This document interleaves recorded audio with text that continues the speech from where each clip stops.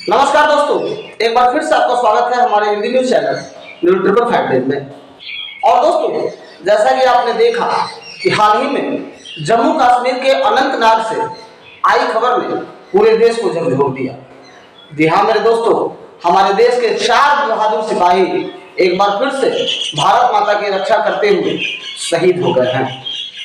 दोस्तों, आपको बता दूं कि मंगलवार के दिन सेना को इनपुट मिले कि पाकिस्तान से आए हुए कुछ आतंकवादी अनंतनाग के जंगलों में छिपे हुए हैं, जिसके बाद सेना और जम्मू कश्मीर पुलिस की संयुक्त टीम ने एक साथ घेराबंदी की और आतंकवादियों के का सर्च ऑपरेशन चलाना शुरू किया।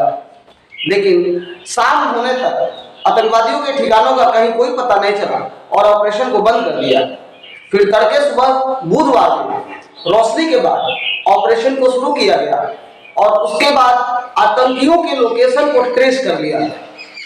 जब ट्रेस कर लिया गया उसके बाद सेना ने चारों तरफ से जम्मू कश्मीर पुलिस के साथ मिल करके और आतंकियों को घेर लिया, जिसके बाद आतंकियों ने लगातार सेना के ऊपर फायरिंग कर दी। दोस्तों, आपको बताते चले कि आतंकी जहां छुपे हुए थे वो जगह सेना के सर्च ऑपरेशन वाले जगह से थोड़ी सी ऊंचाई पर थी, जिसका फायदा आतंकियों को मिल गया और फलस्वरूप हमारे देश के 3 बहादुर सिपाहियों को प्राण से हाथ धोने पड़े और वो मातृभूमि की सेवा करते करते शहीद हो गए। दोस्तों, आपको बता दें कि शहीद जवानों में कर्नल मनप्रीत, मेजर आशीष और डीएसपी हुमायूं भट्ट शामिल रहे। इन तीनों बेटों ने गोलियों से घायल होने के कारण, ज्यादा रक्तस्राव होने के कारण अपने प्राणों की बलिदान दी और एक बार भारत माता की गोद में सो गए। इस घटना के बाद पूरे भारत में एक बार गुस्से का भी माहौल है और दूसरे तरफ शहीदों के परिवार के प्रति पूरे देशवासियों ने संवेदनाएं जाहिर की। दोस्तों, हर घटनाओं से अलग इस बार एक घटना ऐसी दिखी जिसका इंतजार हर भारतवासी करता था और आज जम्मू कश्मीर के जो अलगाववादी नेतृत्व थे, या पहले पूर्व मुख्यमंत्री महबूबा मुफ्ती हो, उमर अब्दुल्ला हो या फारूक अब्दुल्ला हो, सारे लोगों ने एक स्वर में अपने सैनिकों के घायल होने के और सैनिकों के शहीद होने पर उन्होंने रोष प्रकट किया है। दोस्तों, इसमें सबसे आश्चर्यजनक बात यह रही कि जैसे ही पीओके की जनता अर्थात भारत का वो हिस्सा जो अवैध रूप से पाकिस्तान के कब्जे में है, वहां के लोगों ने जब इस घटना को सुना तो लोग आग बबूला हो गए और एक साथ सड़कों पर निकलकर लोगों ने प्रदर्शन शुरू कर दिए। जी हाँ मेरे दोस्तों, भारत में हुई इस घटना के विरोध में पीओके के लोगों ने मोर्चा खोल दिया है और उन्होंने साफ तौर पर पाकिस्तान सरकार को कह दिया है कि हम पाकिस्तान के साथ नहीं रहना चाहते हैं और भारत सरकार से उन्होंने विनती की है कि भारत सरकार एक बार बॉर्डर खोल दे और पीओके में रहने वाले लोग अब भारत के साथ मिलकर रहना चाहते हैं। दोस्तों, ऐसे भी आपको बता दूं कि समय समय पर इस तरह की आतंकवादी घटनाओं को अंजाम देने वाला कायर पाकिस्तान कभी भी भारत से सामने लड़ने की हिम्मत तो रखता नहीं है, लेकिन आए दिन पीछे से इस तरह की घटनाओं को अंजाम दिलाते रहता है। दोस्तों, इस घटना की जिम्मेवारी टीआरएफ ने ली है। टीआरएफ का full form the resistance front है। और दोस्तों, आपको बता दूं कि जम्मू कश्मीर में धारा 370 के हटने के बाद 2019 में ये दल जो है प्रकाश में आया था। ये पाकिस्तान के जो आतंकवादी संगठन है उन्हीं का हिस्सा है और कश्मीर घाटी में आज के डेट में सबसे ज्यादा एक्टिव है और पाकिस्तानी सेना और पाकिस्तानी आतंकवादियों को घुसपैठ करने में तथा अवैध रूप से हथियारों को पहुंचाने में उनकी मदद भी करता है तथा जरूरत पड़ने पर टीआरएफ के आतंकी भारतीय सेना पर हमला भी करते रहते हैं, जिसका एक सुंदर उदाहरण अनंतनाग का ये आपने देखा। दोस्तों, सबसे बड़ी बात यह है कि अभी तत्काल में भारत में पूरे विश्व के 20 देशों का नेतृत्व G20 सम्मेलन में भाग लेने के लिए भारत आया, जिसकी अध्यक्षता भारत कर रहा था। दोस्तों, यहाँ आए हुए सभी सदस्यों ने भारत के सांस्कृतिक और कल्चरल रिलेशन और भारत की संस्कृति को बहुत नजदीक से उन्होंने देखा और बहुत सारे देशों के नेता प्रभावित हुए। दोस्तों, भारत की ये साख देखकर भारत के पड़ोसी चीन और पाकिस्तान अंतिम दांव तक बिलबिला उठे हैं और उन्हें लग रहा है कि भारत देश के रूप में उभर रहा है कि जिसको आगे जाकर हाथ में लेना कभी संभव नहीं हो पाएगा और आज भी संभव नहीं है। अब जिन संयुक्त राष्ट्र संघ के मंच का इस्तेमाल कर चीन, पाकिस्तान या भारत के विरोधी देश भारत विरोधी एजेंडा चलाते थे या भारत को पीछे खींचने में कोई कसर नहीं छोड़ते थे, आज भारत के प्रधानमंत्री नरेंद्र मोदी जी ने संयुक्त राष्ट्र संघ को सीधा बता दिया है कि या तो संयुक्त राष्ट्र संघ अपने रवैये में सुधार करे या फिर G20 देश ही संयुक्त राष्ट्र संघ की जगह ले लेंगे। और इस भारत के इस कदम से पूरे दुनिया में एक तरफ तो खलबली है ही, लेकिन चाइना को सबसे बड़ी मिर्ची लगी है, क्योंकि चाइना संयुक्त राष्ट्र संघ सुरक्षा परिषद का अस्थायी सदस्य है।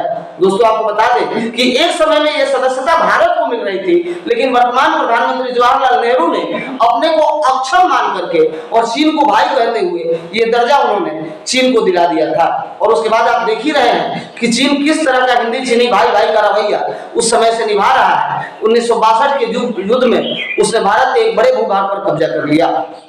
दोस्तों आज भी पीओके में चाइना जैसे देशों के बहुत ही महंगे प्रोजेक्ट और वन रोड वन बेल्ट जैसे प्रोजेक्ट जो है वो काम कर रहे हैं। भारत का अधिपत्य जैसे ही पीओके पर होगा, उसके बाद सबसे ज्यादा अगर हानि होने वाला है तो चाइना को होने वाला है।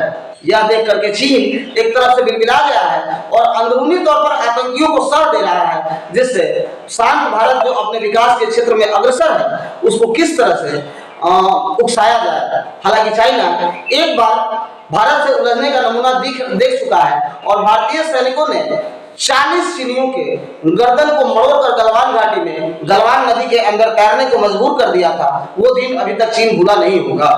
दोस्तों आज इस घटना के बाद भारत की जनता में पूरी तरह से रोष है और भारत का प्रत्येक नागरिक अपने एक एक जवान के एक एक बूंद खून का बदला चाहता है। अब तय सरकार को करना है कि बदले के रूप में कौन सी कार्रवाई सरकार पसंद करती है।